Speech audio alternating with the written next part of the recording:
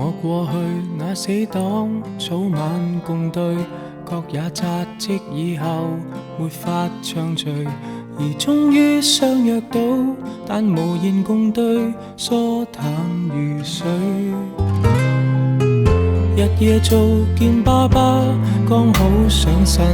卻霎眼看出他多了皺紋，而他的蒼老感是從來未覺，太內疚擔心。最心痛是愛得太遲，有些心意不可等某個日子，盲目地發奮，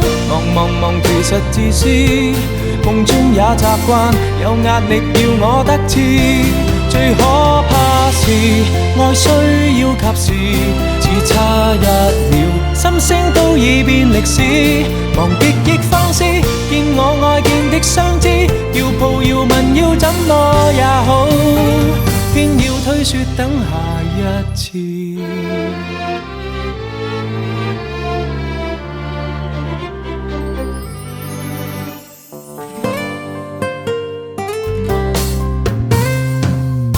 我也覺我體質仿似下降，看了症得到時別要太忙，而影碟都掃光，但從來未看，因有時趕。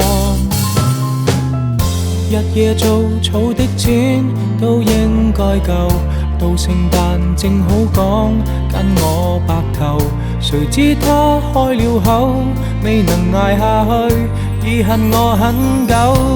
錯失太易，愛得太遲，我怎想到他忍不到那日子，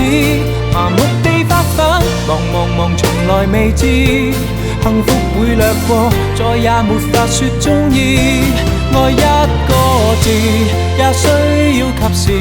只差一秒心聲都已變歷史，為何未放肆？見我愛見的相知，要抱要問要怎麼也好，不要相信一切有下次，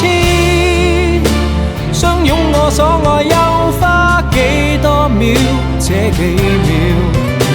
能夠做到又有多少？未算少，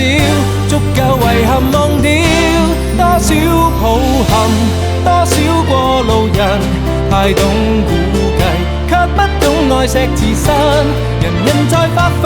想起他朝都興奮，但今晚未過，你要過也很吸引。縱不信運，你不過是人，